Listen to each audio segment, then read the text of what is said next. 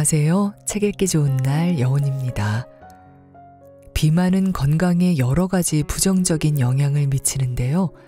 심혈관 질환, 제2형 당뇨병, 관절 문제, 호르몬 불균형, 정신건강 문제, 수면장애 및 특정 암의 위험을 증가시켜 전반적인 건강에 심각한 위협을 가합니다. 다이어트는 이러한 비만을 예방하거나 개선하기 위한 방법 중 하나인데요. 그런데 대부분의 다이어트는 과도한 절식과 몸을 혹사시키는 운동입니다. 우리 몸은 칼로리 섭취가 줄어들면 에너지 소비를 낮추고 체지방을 저장하며 고지방과 고당분 음식을 갈망하게 됩니다. 다이어트 후 이전과 같은 양의 칼로리를 섭취하면 요요 현상이 발생하고 이는 다이어트 악순환의 시작이 됩니다. 이에 저자는 우리에게 평생 다이어트는 필요 없다고 단언하며 적절한 생활 습관을 갖추기만 하면 몸은 나에게 가장 잘 맞는 몸무게에 맞춰지고 이를 평생 유지할 수 있다고 이야기합니다. 이를 위해서는 영양소의 기본을 기억하고 채소와 탄수화물, 단백질, 지방을 골고루 섭취하는 것, 특정 식품이나 약물에 의존하지 않는 것, 실천 가능한 적절한 운동과 8시간 이상의 수면 및 스트레스 관리 등으로 삶의 질을 높이는 것이 필요합니다. 오늘 소개할 책은 습관 하나로 평생 가벼워졌다입니다. 이 책에서는 저절로 살 빠지는 체질을 만들 수 있는 방법을 알려주고 있는데요. 수면과 스트레스를 점검하고 균형, 적정, 다양성에 맞는 식습관을 개선하고 내 생활과 신체 능력에 알맞은 좋은 습관을 들이는 것입니다. 이 간단해 보이는 습관 플랜은 비만과 만성질환으로부터 나의 몸을 지켜주는 유일한 해답이 될 것입니다. 자, 그럼 지금부터 잠시 책 속으로 들어가 보겠습니다. 오늘도 책 읽기 좋은 날과 함께 좋은 시간 보내세요.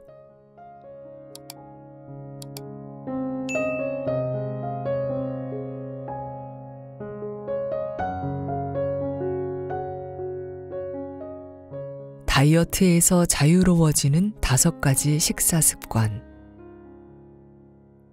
당신의 식습관은 안녕하신가요? 평소 우리는 무엇에 골몰하느라 어떻게는 간과하기 쉽습니다. 식습관이 바로잡히지 않으면 아무리 칼로리를 계산해서 먹고 운동을 열심히 해도 평생 건강한 식사와는 멀어지고 다이어트에서 벗어날 수 없게 됩니다. 식습관이 건강한지 확인하기 위해서는 아주 다양한 질문이 필요하지만 요즘 우리에게 가장 부족한 것을 추려보았습니다. 간단하게 나의 식습관을 다음 내용에서 한번 확인해 봅시다. 핵심 식습관 체크리스트 5. 1. 식사 시간이 불규칙하다. 2. 음식을 대충 씹고 빨리 먹는다. 3. 외식, 배달 음식, 간편식으로 해결하는 경우가 많다. 4. 스트레스, 우울함, 심심함을 음식으로 푸는 편이다. 5. 특정 음식을 보면 죄책감, 불편함이 들 때가 있다. 몇 개나 해당되시나요? 안타깝게도 위의 식습관 중에 1개만 해당되더라도 체중과 건강에 나쁜 영향을 끼칠 수 있습니다. 그 말은 반대로 하나만 바꿔도 식습관이 훨씬 좋아질 수 있다는 것이죠. 각각의 중요성을 함께 알아봅시다. 몸과 식욕을 안심시키는 습관. 저는 하루에 1끼만 먹는데도 살이 안 빠져요 라는 푸념을 환자분들로부터 자주 듣습니다. 워낙 바쁘게 살다 보니 꼭 다이어트가 아니더라도 삼시세끼를 꼬박꼬박 챙기는 사람은 많지 않은 것 같습니다. 과연 세끼는 꼭 지켜야 할까요? 몇 끼를 먹어야 체중 조절에 도움이 될까요? 여러 연구 결과들을 종합해보면 식사 횟수와 체중은 일정한 연관성이 없었습니다. 결과가 들쑥날쑥했던 것이죠. 어떤 연구에서는 하루에 3끼 이상 먹을수록 감량에 유리하다는 결과가 나왔고, 다른 연구에서는 하루에 1~2끼만 먹는 것이 좋기도 했습니다. 실험마다 다른 연구 결과가 나오니 연구자들은 대체 무엇이 문제일까 머리를 싸매다가 중요한 공통점을 하나 발견합니다. 바로 식사의 규칙성입니다. 규칙적인 식사의 선순환. 규칙성은 식사를 일정한 시간에 먹는 것을 의미합니다. 더 넓은 의미로는 일정한 시간에 일정한 양을 먹는 것을 말합니다. 끼니 수는 크게 상관이 없습니다. 이러한 식사 규칙성은 여러 방면으로 신체 대사와 식욕에 큰 안정감을 줍니다. 위에서는 식사 시간이 되면 식욕을 증가시키는 호르몬 그렐린이 분비되어 위장 운동을 촉진하고 위산 분비를 자극해 음식을 맞을 준비를 합니다. 이때 제 시간에 식사하면 그렐린 분비는 자연스럽게 점차 줄어듭니다. 음식을 먹기 시작하면 식욕을 줄여주는 렙틴과 포만감을 주는 각종 위장관 호르몬들이 나오고 우리는 배부름을 느끼면서 식사를 마칠 수 있습니다. 그런데 식사할 때가 지났는데도 음식이 들어오지 않는다면 어떻게 될까요? 그렐린이 치솟아 식욕을 더욱 증가시켜 고칼로리 음식만을 찾게 됩니다. 결국 우리 몸에 필요한 양보다 음식을 더 많이 먹는 일이 자주 반복되면서 식욕과 포만감 신호의 균형이 무너지게 되죠. 칼로리 대비 영양소 부족으로 영양 결핍이 생기기도 합니다. 그러면 식욕은 더욱 증가해 체중 증가의 길로 들어서게 됩니다. 우리 몸은 배고픔과 에너지 결핍에 정말 민감합니다. 체중이 줄어도 에너지 섭취가 줄어도 음식이 제때 들어오지 않아도 살기 위해 몸을 조절합니다. 생존 본능이죠. 그 속에서 규칙성은 그 자체만으로 우리 몸을 안심시키는 역할을 합니다. 규칙적인 식사는 에너지 대사 또한 활발하게 자극합니다. 우리 몸은 음식을 소화시키는 과정에서도 칼로리를 소모하는데 이것을 식이성 발열 효과 또는 식이유도 열 발생이라고 합니다. 이 효과는 인체의 하루 대사량 중 평균 10%가량을 차지하는데 규칙적으로 먹을 때 증가하는 경향을 보입니다. 규칙적인 식사 습관은 이렇게 식욕과 대사에 영향을 미쳐서 선순환을 유발합니다. 규칙적인 식사를 하는 사람들은 불필요한 간식 섭취가 적고 채소, 과일, 생선과 같은 신선한 식품을 더 많이 먹는 경향을 보입니다. 이런 식습관 덕분에 적절한 영양 섭취가 이루어지면 내장 지방이 줄어들고 식욕은 더 안정되며 고혈압이나 당뇨병 같은 성인병의 위험도 낮아집니다. 그래서 같은 칼로리를 먹어도 불규칙하게 한 번에 몰아서 먹는 것보다 규칙적으로 배분해서 먹을 때 감량 효과가 좋습니다. 한국인을 대상으로 한 연구에서는 3끼를 규칙적으로 먹었을 때 불규칙한 식사를 한 사람들보다 조금 더 많은 칼로리를 먹었음에도 체중 감량 효과가 더 크기도 했습니다. 아침 식사는 왜 중요할까? 규칙적인 식습관 중에서도 특히 저는 아침 식사를 강조합니다. 물론 아침을 먹는다고 해서 바로 체중 감량이 되는 것은 아닙니다. 하지만 많은 연구를 종합해 보면 하루 전체의 섭취량이 똑같을 때 3끼 중 아침에 가장 많은 양을 먹는 경우가 체중 감량에 유리했습니다. 또 감량에 성공한 후 5년가량 체중을 유지한 사람의 대다수는 아침 식사를 먹는 습관을 가지고 있었습니다. 반대로 저녁에 너무 많이 먹어 고민이라는 분들은 아침을 거르는 경우가 많습니다. 활동 시간에 제대로 먹지 않고 움직이다가 저녁 식사를 하면 어떻게 될까요? 하루 종일 에너지와 영양 공급이 부족한 상태이기 때문에 저녁이 될수록 식욕이 매우 높아지게 됩니다. 이럴 때는 나도 모르게 과식하거나 기름지고 자극적인 음식으로 배를 채우기 쉽습니다. 이것은 의지의 문제가 아닌 생리적으로 당연한 결과입니다. 활동 시 에너지를 잘 공급해 주는 것이 우리 몸에 편안함을 주고 식욕과 대사를 안정화하는 유일한 방법입니다. 생활 패턴이 남들과 다르다면 꼭 아침 시간이 아니더라도 일과를 시작할 때 첫 끼니를 제대로 챙기는 것이 중요합니다. 또 아침 식사를 먹고 야간에 위장을 쉬게 하는 것은 우리 몸의 일주기 리듬과도 연관됩니다.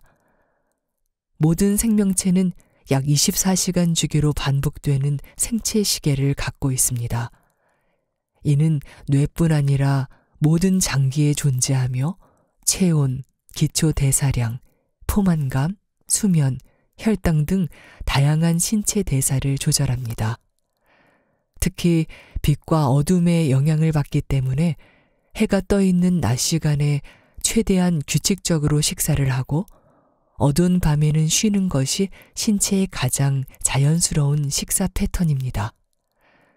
이 리듬이 제대로 작동하지 않으면 비만과 당뇨병을 비롯해 각종 대사질환의 위험이 높아질 수 있습니다. 아침 식사를 강조하는 또 다른 이유 중 하나는 내가 선택할 수 있는 끼니이기 때문입니다. 특히 점심, 저녁 식사를 주로 밖에서 해결하는 직장인들은 더더욱 아침 식사가 중요합니다. 아침 식사야말로 내가 주도적으로 먹을 수 있는 유일한 끼니이기 때문입니다. 평소 두 끼만 먹는다면 점심, 저녁보다는 아침, 점심을 선택하는 편이 좋습니다. 아침부터 당분과 지방이 가득한 고칼로리 음식으로 배를 채우는 사람은 드물기 때문입니다.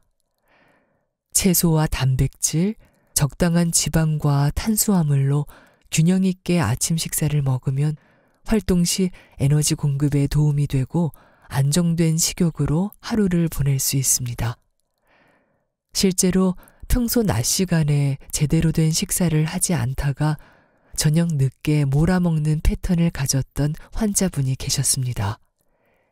이분은 아침과 점심 식사를 규칙적으로 먹기 시작하면서 저녁 폭식에서도 벗어나게 되었습니다. 심지어 식욕 억제제 치료보다 규칙적인 식사가 더 효과적이었다는 이야기를 하시기도 했습니다. 식사의 규칙성은 이렇게 강력합니다.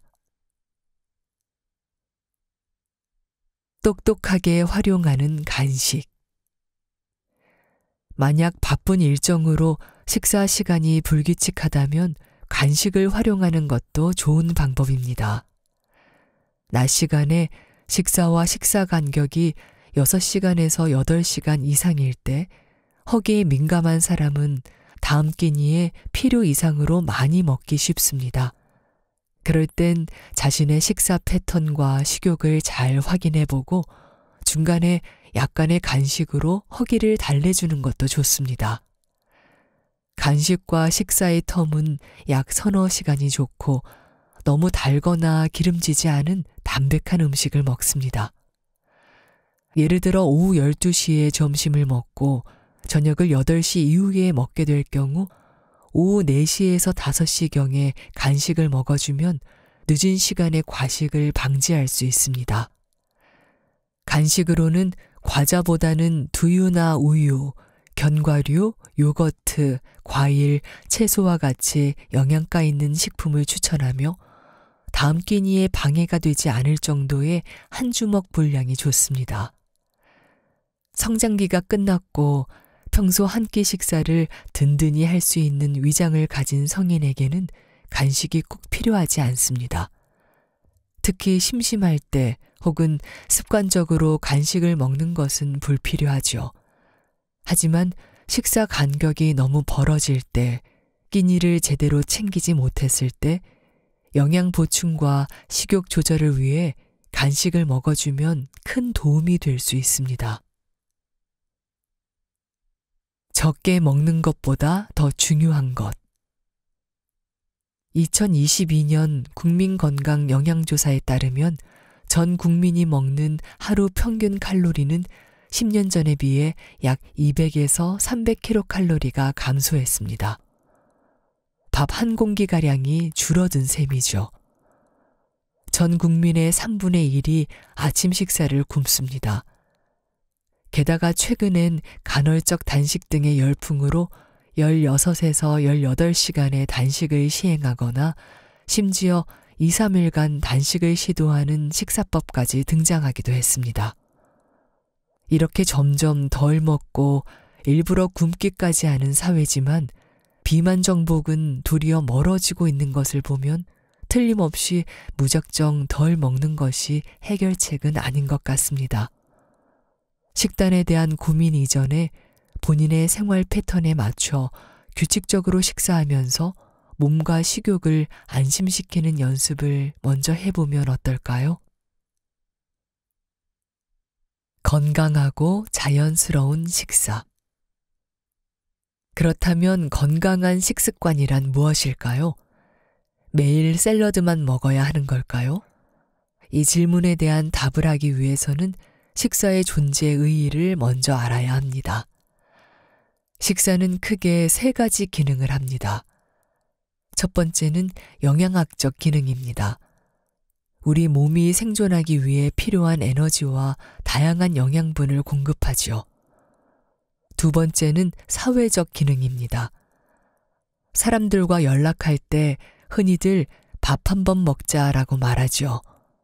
또 함께 지내는 가족을 같이 밥 먹는 입이라는 뜻의 식구라고 부르기도 하며 음식을 나눌 때 정을 나눈다고도 합니다. 이렇게 식사는 사람들과 함께 시간을 보내고 마음을 나누는 소통의 매개체가 됩니다. 마지막으로 심리적 기능입니다. 음식을 지나치게 감정 해소나 쾌락의 수단으로만 사용하는 것을 경계하자고 했지만 감정과 식사를 완벽하게 분리하기는 어렵습니다. 제때에 만족스럽게 식사하고 익숙하고 좋은 분위기에서 식사를 즐길 때 우리는 안정감과 행복감을 느낍니다. 안전하게 잘 살아간다는 느낌을 받기도 하죠. 음식 그 자체를 소중한 추억으로 남기기도 하고요. 다이어트를 하지 않고 건강과 체중을 지키는 사람들은 대개 이렇게 식사를 즐기고 있습니다. 하지만 식사에 다이어트가 끼어들면 이런 자연스러움이 사라지고 유지할 수 없는 이상한 다이어트 세계의 식습관을 가지게 되지요. 물론 음식을 선택할 때 건강에 대한 고려와 적당한 절제도 중요합니다. 하지만 강박적이면서 이분법적인 사고는 우리의 식탁과 건강을 해칩니다. 우리는 음식을 선택할 때 단순 영양이나 칼로리 계산만 따르지 않습니다. 나의 기호와 음식에 대한 맥락, 누구와 어떤 식사 시간을 가지는지 등 다양한 사회적, 문화적 요소가 함께 영향을 미칩니다. 이런 것을 고려하지 않고 외부의 기준에 따라 식사를 통제하기 시작하면 음식과의 관계가 뒤틀리게 됩니다.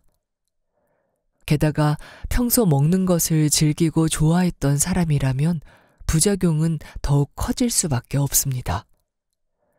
잘못된 다이어트 정보들과 이상한 규칙들은 사회생활을 어렵게 만듭니다. 사람들과의 식사 자리가 항상 스트레스거든요. 또 반동성 폭식을 불러 다이어트는커녕 오히려 더 살찌는 습관을 만들기도 합니다. 반대로 건강에 위해를 끼치는 강박, 거식으로 이어져 병원에 입원할 만큼 영양실조에 빠지는 경우도 있습니다. 이런 사연들을 너무나도 많이 접하면서 저는 다른 그 어떤 정보보다 건강한 식습관의 정립이 건강과 체중을 위해 가장 먼저 선행되어야 한다는 것을 깊이 깨달았습니다. 혹시라도 반복되는 다이어트로 인해 음식과의 관계가 어딘가 불편해졌다면 무엇보다 음식과의 편안한 관계를 회복하는 것이 먼저입니다. 한 끼를 먹어도 즐겁고 편안해야 합니다. 식사에서부터 만족감을 느껴야 합니다. 그래야 식욕이 안정되며 음식을 필요 이상으로 탐닉하는 시간이 줄어들게 됩니다. 만족과 감사함이 없는 식탁에서 접하는 다양한 정보는 체중 감량에 도움이 되지 않을 뿐더러 괴로움만 늘릴 뿐입니다. 음식은 우리에게 소중한 에너지와 영양분을 제공합니다. 사람들과 즐거운 시간을 보내게 해주며 소중한 추억의 매개체가 되기도 합니다.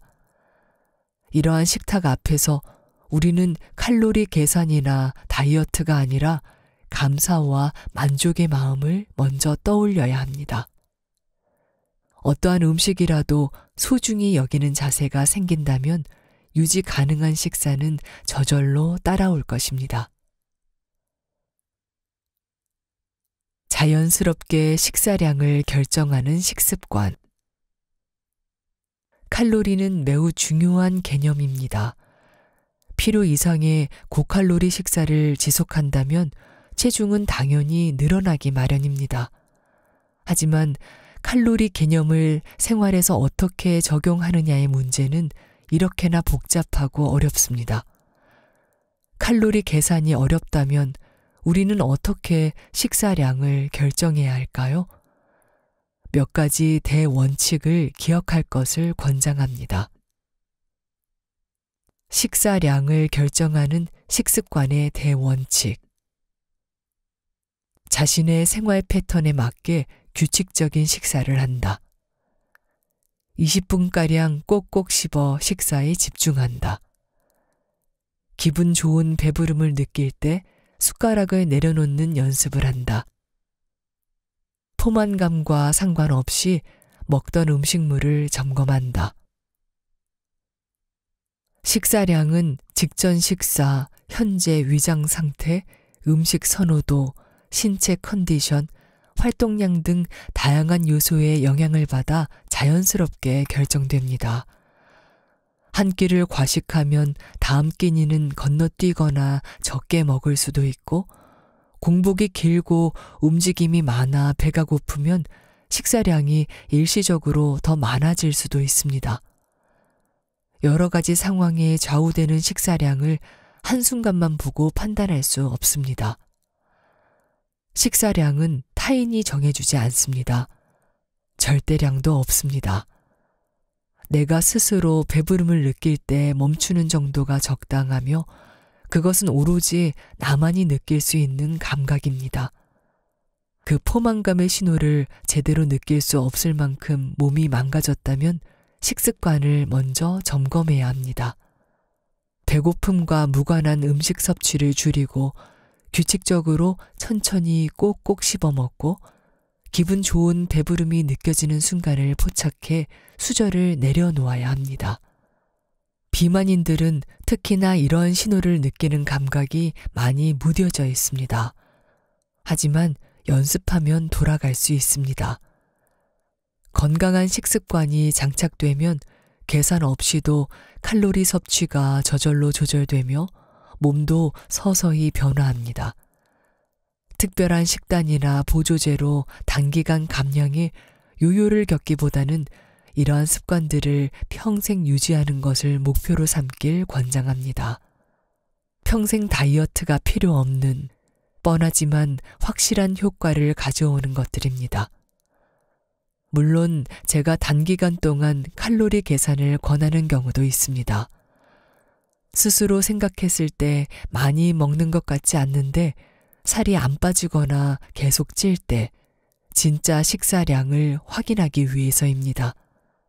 이럴 때는 칼로리 계산이 아닌 단순한 식사 기록만 해봐도 도움이 됩니다. 사람들은 의외로 자신을 객관적으로 바라보지 못하기 때문입니다.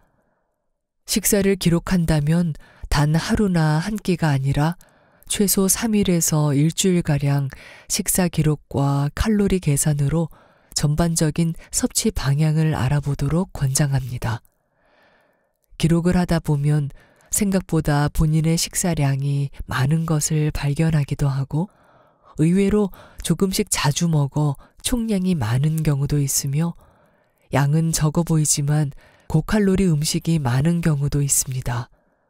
또한 기록 후 나의 대사와 활동량을 고려해 해석해 줄 수 있는 영양 전문가를 통해 상담받는 것을 권장합니다. 가볍지만 든든한 몸을 만드는 채소의 힘. 현대인들에게 부족하기 쉬운 채소를 의식적으로 충분히 챙겨 먹는 것은 몸의 대사를 바꾸고 체중을 줄이는 데 도움을 줍니다. 채소는 무게에 비해 칼로리는 낮으면서 영양소는 풍부합니다. 이런 음식을 에너지 밀도는 낮고 영양 밀도는 높다고 말합니다. 채소와 반대로 에너지 밀도는 높고 영양 밀도는 낮은 대표적인 음식으로는 콜라와 같은 탄산음료가 있습니다.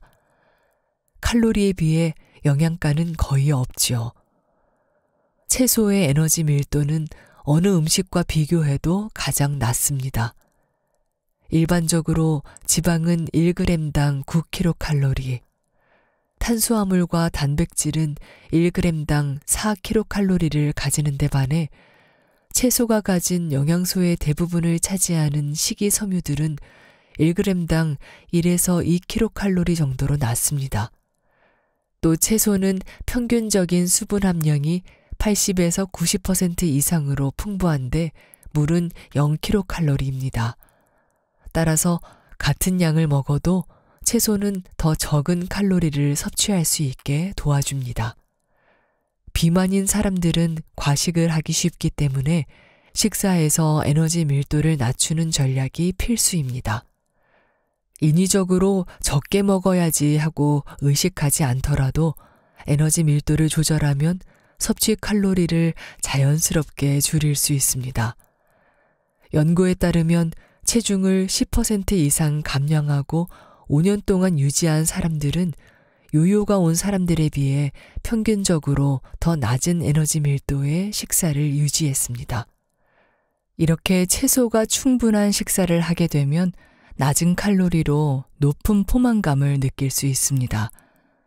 현대인이 흔히 먹는 정제 탄수화물이나 고지방 음식은 양에 비해 칼로리가 높아 물리적인 포만감을 느끼기 위해서는 아주 많은 양을 먹어야 합니다. 또 채소는 섬유질이 풍부해 씹고 삼키는 데 시간이 오래 걸립니다. 부드러운 가공식품들보다 더 천천히 식사하면서 포만감을 느낄 여유도 제공합니다.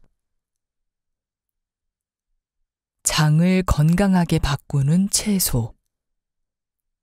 채소 섭취를 강조하는 또 다른 큰 이유는 최근 주목받는 장내 미생물 환경 때문입니다. 장에 존재하는 수십조 개의 미생물들은 여러 가지 방식으로 몸의 대사를 조절합니다. 비만에서도 중요한 역할을 담당하는 이들의 주된 먹이 중 하나가 채소에 포함된 식이섬유입니다. 식이섬유는 대체로 소장에서 흡수되지 않고 대장까지 도달해 장내 미생물들에 의해 대사됩니다. 그 과정에서 다양한 종류의 짧은 사슬 지방산들을 만들어냅니다. 짧은 사슬 지방산들은 비만 해결에 아주 중요한 역할을 하는데요. 먼저 간에서 지방 합성을 억제하고 지방 분해는 촉진합니다. 또 뇌에서 식욕을 억제하는 장 호르몬들의 분비도 자극해 포만감을 잘 느낄 수 있게 하죠. 뿐만 아니라 각종 염증 조절 물질들을 통해 면역 체계를 유지하기도 합니다. 따라서 장내 미생물 환경을 풍요롭게 하는 식사는 비만 치료에서 매우 중요합니다. 식이섬유 외에도 채소에는 파이토케미컬이 풍부합니다. 파이토케미컬은 영양제로는 절대 다 섭취할 수 없는 천연 생리 활성 작용을 하는 물질들이죠. 이들은 식이섬유와 마찬가지로 장내 미생물들의 다양성과 풍부화에 영향을 미치는 것으로 알려져 있습니다. 뿐만 아니라 항산화, 항염증, 항암 효과를 가지며 면역력과 호르몬 균형에도 관여합니다. 안타깝게도 현대인의 식단은 대부분 여러 가공 과정을 거치면서 식이섬유와 파이토케미컬이 제거됩니다. 그리고 그 자리를 지방과 당분이 대신합니다. 칼로리는 넘치지만 영양은 부족한 상태가 되는 것이죠. 이런 식사가 지속되면 다양한 미생물이 조화를 이루던 장내 환경이 깨지는 불균형 상태가 됩니다. 불균형한 장내 미생물 환경은 포만감, 식욕, 혈당, 지방의 합성과 분해 등을 제대로 조절하지 못합니다. 결국 비만으로 이어지기 쉬운 상태가 되지요. 그렇다면 장내 미생물 환경을 조화롭게 유지하기 위해서는 어떻게 해야 할까요? 안타깝게도 특정 약물이나 유산균 주입으로 뚜렷한 효과를 본 연구 결과는 아직 없습니다. 대신 다양한 미생물이 서식하기 좋은 환경을 만들어주는 것, 즉 미생물들에게 유익한 먹이를 많이 제공하는 것은 분명히 효과적입니다. 그중 하나가 바로 다양한 채소의 충분한 섭취입니다. 연구에 따르면 식사에 알록달록한 채소를 포함시키면 4에서 8주만 지나도 장내 미생물 환경이 눈에 띄게 개선됩니다. 값비싸고 이름도 어려운 보조제가 아니라 평소 자주 볼 수 있는 다양한 채소만으로도 장과 대사를 건강하게 바꾸기에 충분합니다. 건강도 챙기면서 식욕과 에너지 대사를 긍정적으로 바꿀 수 있다면 채소와 친해지는 것은 반드시 해야 하는 일이겠지요. 샐러드만 먹으면 안 되는 이유. 물론 단순히 채소 섭취량을 늘린다고 해서 살이 저절로 빠지는 것은 아닙니다. 최근 연구 결과에 따르면 식사에 단순히 채소를 추가하는 것만으로는 체중 감량에 큰 효과가 없었습니다.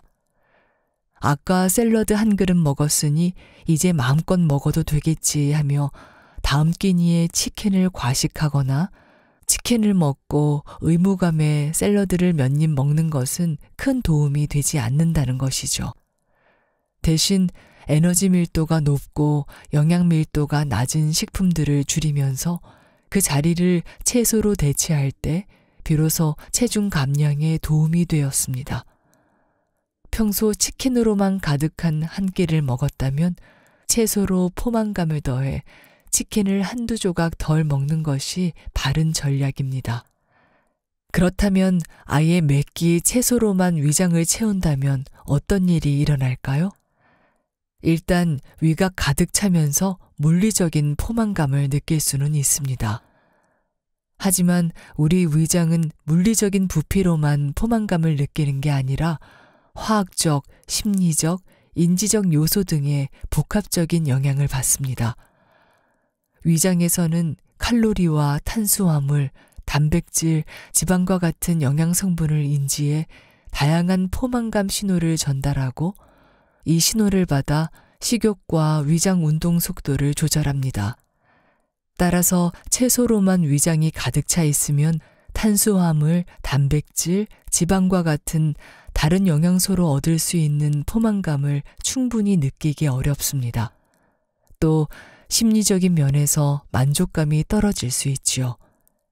그래서 다이어트 때문에 샐러드만 먹다 보면 배는 부른데 허기진 느낌이 들고 자꾸 다른 음식이 당겨서 결국 더 많이 먹는 결과를 부르기도 합니다.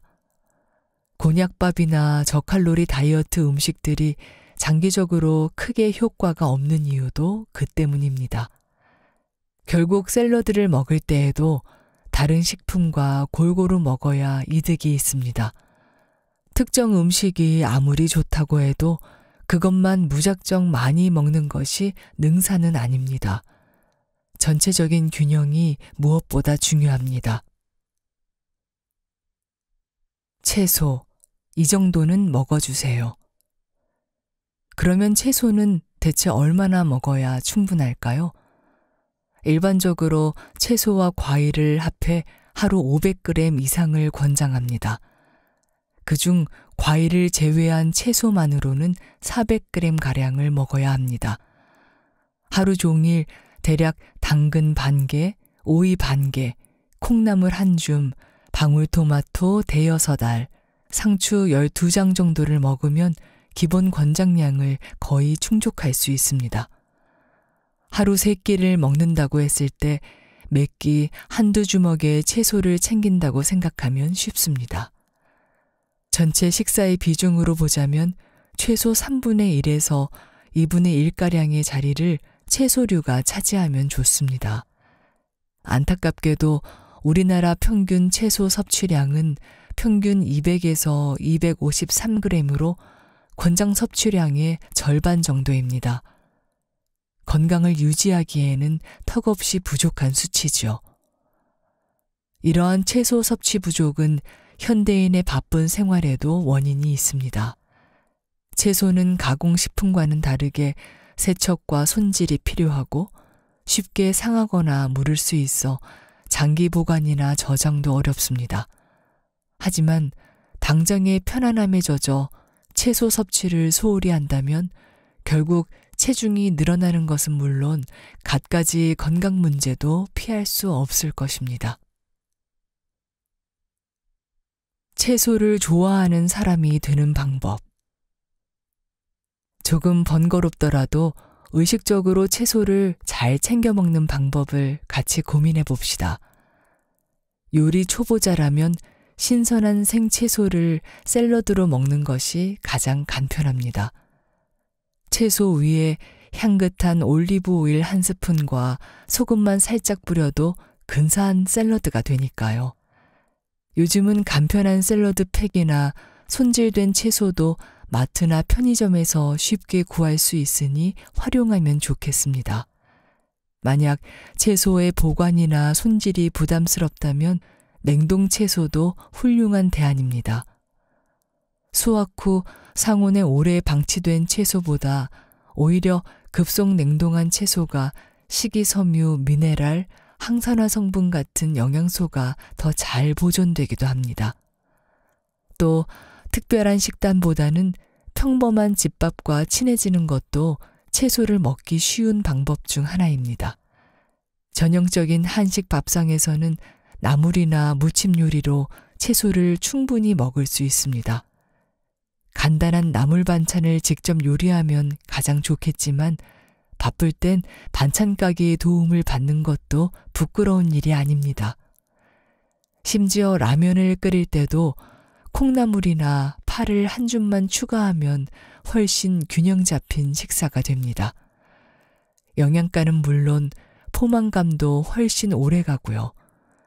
외식을 할 때에도 비빔밥, 샤브샤브, 월남쌈, 쌈밥 등 채소를 곁들일 만한 메뉴가 생각보다 많습니다. 인기가 많은 마라탕이나 짬뽕 같은 음식에도 풍성한 채소 건더기가 함께 있으니 잊지 말고 챙겨보세요. 채소뿐 아니라 버섯, 김, 미역, 다시마 같은 해조류도 식이섬유가 풍부하고 에너지 밀도가 낮으므로 채소의 대안으로 같이 먹어도 좋습니다. 식습관의 인문학이라는 책에 이런 문구가 있습니다. 당근을 먹는 사람이 되려면 당근을 좋아하는 사람이 되어야 한다. 아무리 다이어트에 도움이 되고 몸에 좋다고 해도 내가 싫어하는 음식을 억지로 먹는 것은 고문에 가깝습니다. 난 채소가 진짜 싫어라고 생각하는 사람이라 하더라도 수십 가지의 채소 중 입맛에 맞는 채소가 단 하나도 없진 않을 것입니다. 식탁에서 채소와 친해지는 방법, 채소가 맛있어지는 방법을 함께 고민하고 또 찾아봅시다. 그렇게 다양한 채소와 함께 하다 보면 훨씬 더 풍성하고 다채로운 식사를 즐기면서 가벼워지는 몸의 변화를 경험해 보게 될 것입니다. 운동보다 중요한 이것. 하루는 이민 간 친구에게 연락이 왔습니다. 반년 동안 체중이 무려 10kg이 빠졌다는 것입니다. 다이어트를 해도 이렇게 빠진 적이 거의 없는데 계속해서 줄어드는 체중에 걱정이 된 모양입니다. 자세히 이야기를 나누어 보니 다행히도 건강 문제는 아니었고 몇 가지 생활 습관이 바뀌었음을 알게 되었습니다. 그 중에서 가장 큰 변화는 바로 활동량이었습니다. 3층짜리 집으로 이사 가면서 하루에도 수십 번씩 1층부터 3층을 계단으로 오르내리게 된 것이죠. 별도의 운동 없이 계단만 오르내린다고 체중이 그렇게나 빠진다니 믿기지 않을 수도 있습니다. 하지만 생각보다 이런 일상 활동은 에너지 소비에서 큰 비중을 차지합니다. 인체의 하루 소모 칼로리에서 활동 에너지 소비량은 평균 30%를 차지합니다.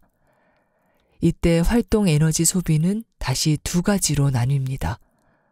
하나는 운동으로 소모하는 에너지인 운동 대사량이고 다른 하나는 비운동성 활동 열 생성입니다. 흔히 니트라고 불리는 비운동성 활동 열 생성은 일상적인 활동으로 소모되는 칼로리를 의미합니다. 집안일, 출퇴근, 쇼핑 등이 여기에 포함되며 개인의 생활 습관에 따라 소모 칼로리는 크게 달라집니다. 예를 들어 대부분의 시간을 앉아서 일하는 직장인보다 서서 일하는 직업의 사람들은 니트가 더 높아 하루에 밥 한 공기 정도의 칼로리, 약 300kcal를 추가로 더 소모합니다. 이것이 누적되면 일주일에 약 2100kcal, 1개월에 약 9000kcal 정도의 차이가 발생합니다. 이렇게 활동량을 꾸준히 늘리기만 해도 우리 몸의 변화를 만들기에 충분한 에너지 소모가 발생할 수 있습니다. 현대인들은 대체로 너무 바쁘고 운동할 시간이 부족합니다. 이런 분들에게 가장 필요한 것은 생활 속의 움직임, 즉 신체 활동을 늘리라는 것입니다. 특히 대부분의 시간을 앉아서 일하는 분들은 의식적으로 활동량을 늘려야 합니다. 저 또한 하루 종일 앉아서 진료를 하다 보니 의식적으로 움직이지 않으면 하루에 고작 2000에서 3000보도 채우지 못할 때가 많습니다. 이렇게 평소에 움직임이 적다면 매일 헬스장에서 1시간씩 러닝머신을 뛰어도 에너지 소모가 충분하지 않고 체중 감량 효과가 매우 더딜 수 있습니다. 즉, 일상적인 활동으로 충분히 에너지를 소모하면서 그 위에 운동이라는 부스터를 더해야 합니다. 무엇보다 계속해서 움직이려는 상태를 유지하는 습관이 중요합니다. 실제로 체중과 건강을 모두 자연스럽게 개선한 환자분들은 이러한 활동량의 변화가 기본이 되었습니다. 일상생활에서 최대한 자주 움직이며 최소 6000보에서 7000보 이상을 유지하는 것이죠. 사소해 보이지만 이런 것이 누적되면 결국 큰 차이를 만들어냅니다. 반대로 항상 활동적이던 사람이 앉아서 일하는 시간이 늘어나면서 체중이 늘고 대사지표가 나빠지는 경우도 많습니다. 우리 모두 이런 활동량의 차이를 피부에 와닿게 느꼈던 사건이 하나 있었죠. 바로 몇 년 전에 코로나19 팬데믹입니다. 2020년 사회적 거리두기와 외출 제한으로 대부분의 사람들이 집에서만 활동하는 동안 우리나라의 비만율은 급증했습니다. 그래서 저는 항상 운동보다 먼저 기억할 것이 바로 활동이라고 말합니다. 생활의 움직임을 늘리는 것은 작은 습관부터 시작할 수 있습니다. 한두 시간에 한 번은 자리에서 일어나 물을 마시거나 화장실을 다녀오는 것부터 시작해 보세요. 출퇴근길에는 가능한 걸어가거나 대중교통을 이용하고 빈자리에 재빨리 앉으려고 애쓰기보다는 되도록 서서 가는 것도 좋은 방법입니다. 에스컬레이터 대신 계단을 택하는 습관을 들여보세요. 저층은 엘리베이터를 기다리는 시간보다 계단을 오르는 것이 더 빠르기도 합니다. 식사 후에는 앉아서 후식을 먹기보다는 가볍게 산책하는 것이 좋습니다. 특히 점심 식사 후 산책은 햇볕을 충분히 쬐 수 있어 비타민 D 합성을 촉진하고 밤에 멜라토닌 분비를 도와 숙면에도 좋습니다. 주차장에서는 조금 멀리 떨어진 자리에 주차하고 조금이라도 더 걷는 것이 우리 몸에 도움이 됩니다.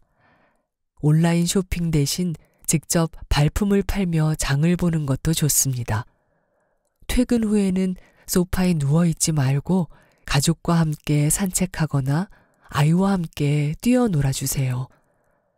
이렇게 생활 속에서 마주치는 귀찮음을 반가워합시다. 내 몸이 가벼워질 수 있는 작고 소중한 기회들입니다. 매일 조금씩 활동을 늘려가면서 몸의 변화를 경험해 보세요. 우리 몸은 사실 아직도 과거에 머물러 있습니다. 수백 년 전만 해도 인류는 생계를 유지하기 위해 온몸을 써서 농사를 지었고 옆 동네에 한 번 가는데도 꼬박 하루가 걸렸습니다. 가게의 도움 없이 매일같이 빨래와 가사 노동을 해냈고 더 먼 과거에는 생존을 위해 끊임없이 식량을 찾아 움직였습니다. 움직이지 않으면 살아남기 어려운 시절이었죠. 그런데 갑자기 풍요가 밀려왔습니다. 하지만 우리의 몸은 여전히 식량이 부족하고 에너지를 아껴야 했던 시절의 방식대로 설계되어 있습니다. 준비되지 않은 몸에 쏟아지는 풍요는 재앙이나 다름없습니다. 미처 다 처리되지 못하고 남은 에너지는 결국 비만으로 이어집니다. 당장 거창하게 운동을 시작하지 못해도 괜찮습니다. 특히 비만이 심하고 신체 운동 능력이 떨어져 있을 경우에는 생활 속에서 활동량을 조금씩 늘리는 것만으로도 긍정적인 효과를 충분히 기대할 수 있습니다. 가만히 앉아 있는 것은 체중에도 건강에도 우리의 생존에도 가장 해롭습니다. 자는 시간 외에는 최대한 움직이고 숨이 찬 시간을 자주 가집시다. 끊임없이 움직여 결국 살아남은 우리들의 조상들처럼 말입니다.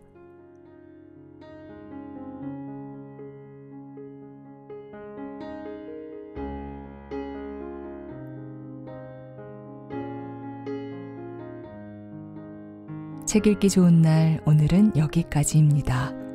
안온하고 포근한 시간 보내세요.